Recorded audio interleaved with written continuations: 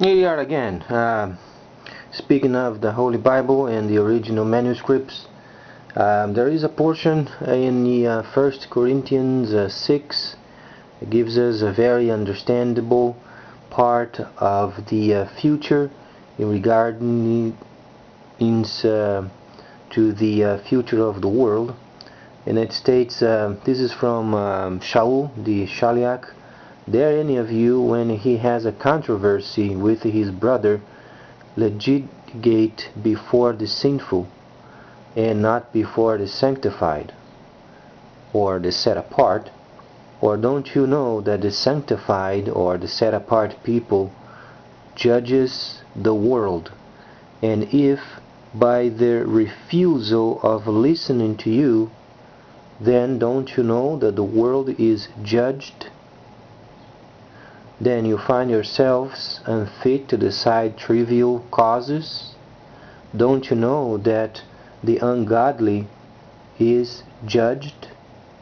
So the main point of a lot of controversy out there is the situation regarding the judgment seat. Many believe that at the end people would go to heaven and they would have judgment seats up there, and then we would be with the Savior, and we would spend time making judgments on other people.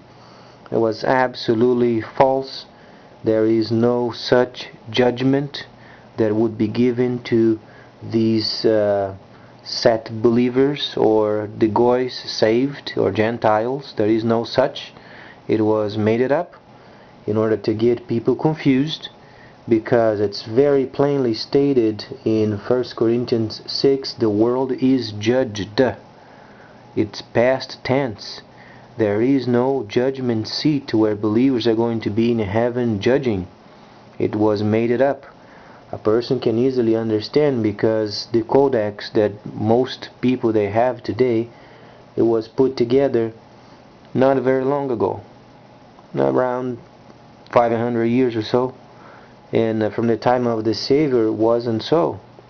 So there is in fact no judgment seat, as the people they receive the gospel or the great news of the relink of the Spirit, and if they don't believe and they die without the Messiah, Yahshua, then they are judged.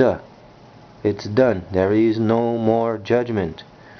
And this is very clear, and Shaul spent quite a bit of time explaining it. However, there are other areas. For instance, many don't believe that there is an inferno, a place where a person is in torment, and there is very specific portion in the Revelation where Yahshua himself states of the first death. The first death is a place where people, when they do not have the Savior Yahshua the Messiah as their personal Savior, they go to this place.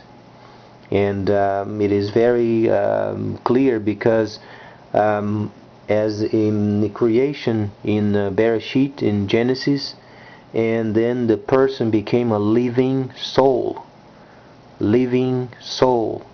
So until the closing of the age, the living soul does not die. Either goes to rest and stays in rest of those that did receive Yahshua the Messiah, or a person is in torment until the end of this age. So let's try to make this very clear so people understand where they are heading towards if they die without Yahshua the Messiah. As we spoke before, there is no other Savior that starts with the J or with the C or first name, last name. Those names, they were concocted, they were not true, and they were invented. So be sure of it, because the first death includes those people at this present age that died without Yahshua the Messiah. And then the second death is separated for the very end for the enemy and his cohorts. And then the first death at the very end would be thrown to the lake of fire with the second, and then would be the end of it. And there are a bit more information regarding, we can talk about it later, because this is very important. Some people don't believe that there is an infernal place where a person is in torment, and it is not forever. It's not eternal. It is until the closing of the age. When it finishes this age, when the Torah vengeance, a person might say, because as goys we must have the reference, because it must be a shadow of the first.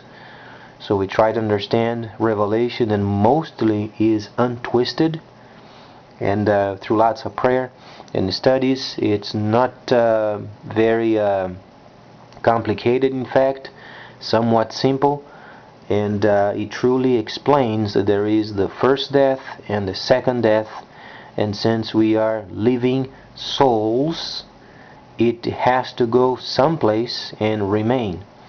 For instance, the soul of the believer, not the spirit, let's not make confusion, and the soul goes to rest, and then the spirit of the believer returns to the Father who gave it, and the rest of them dying without Yahshua the Mashiach, they go to this place of infernal until the end of this age.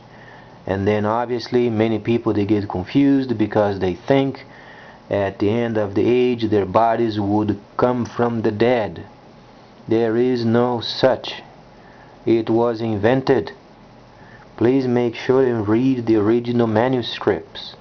When Yahshua came to complete the spring feast at the Bikurim, or the waving gift, those people that rose with him, they rose with him in a glorified state. You must understand this fact, because it was a shadow, only a shadow.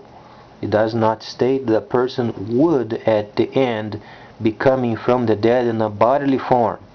There is no such. Read the scriptures. Get the original manuscript. There is no coming from the dead in a bodily form. Only when the new Jerusalem comes from heaven, and the new heaven and the new earth is established, then those souls, they were at rest. Then they would return to their bodies, but glorified. So let's make this very clear. There is the body, there is the soul, and there is the spirit. A lot of confusion. People don't understand sometimes, because there is a link that they try to put together, and that is the soul and the spirit. Those are divided. Those are not the same. And obviously, when a person dies without Yahshua, the spirit never was relinked. What they had was a demonic spirit that they get from birth. They are born with it. And then, obviously, then the soul goes to the place of torment, and there is in a renewed covenant a part of it that states of the man that was unfortunate during his life, and he died and was at Abraham's bosom. And then the other person that couldn't get a drop of water for his tongue. There was an understanding of the place of torment, and it is described also by Yahshua as the first death, but not forever and eternal, only until the closing of the age. So then, after these, we understand also a lot of people, they think they're going to be raising from the dead in a bodily form. It is absolutely a lie. Won't ever, because the body is contaminated in its existing form. The body simply returns to the dust. Simply. The soul either goes to rest for those that are in Yahshua the Mashiach, or goes to the place of torment of the first death, and then awaiting until the very end of the age, where both the first and second deaths are thrown in the lake of fire and then destroyed forever. So with these cleared away, you can also understand that there are other factors of the soul and the spirit very important speaking of, because lots of confusions are out there, because when people read the scriptures the first understanding comes in the level of the spirit. Comes first the oracles, we understand it came from Moses, and those are spiritual. In a primary sense, they are spiritual. Then comes the practical part of it. And then the laws, in fact, were meticulous, given to the people so they could place their flesh under the control. And there is more coming up, but most of the revelation is untwisted and is fairly simple, and it's very exciting because there is so much information in it. And as we can understand, Yohanan, when he was writing the revelation, he was not on the island of Patmos. He wasn't there. It's very evident because first, there was no Megillah delivery from a security prison on the island. Person must understand and have steps of formation, because there was no Megillah delivery from the island. So it was done before.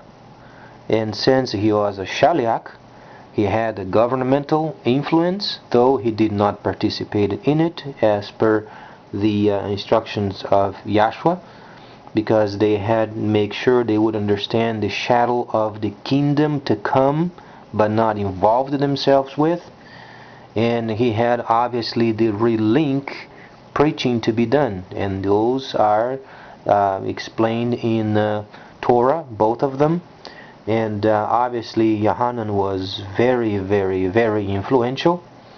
And there is another situation also that explains many of the countries that were very prosperous because of the teachings of the set apart people in their camps.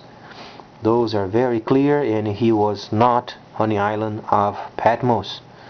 He was before, very, very, very before, when he received those revelations. Those Megillahs afterwards, then they were confiscated.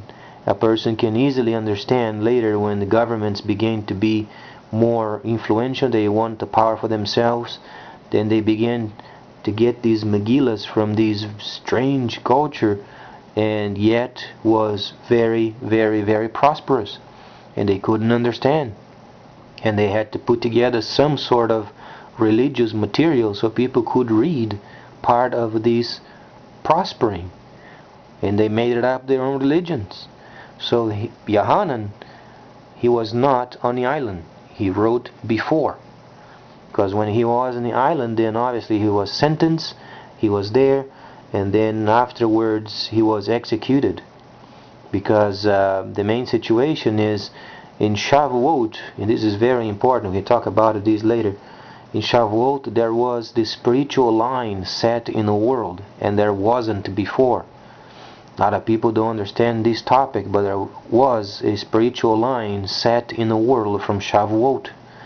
And then obviously the people set apart would have to maintain this spiritual line clear, so the goys would be linked with it and would receive nourishment in the spirit, because Ruach HaKodesh is not in lives of the goys outside of the camp. There is only the influence that comes with the relinking of the spirits of each of them, and it's maintained through the worship in the Kadosh Kadoshim, of the Holy of Holies.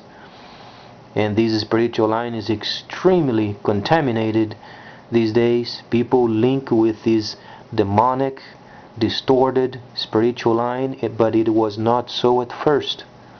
First it was very clear, it was very clean, and that's how the believers back then, they would link themselves in, and they were maintained by their own faith, and they would receive nourishment from this line. But in today's world is extremely contaminated, but it's going to be cleansed.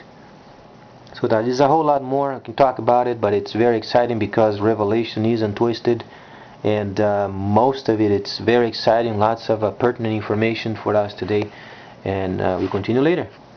Have a great day.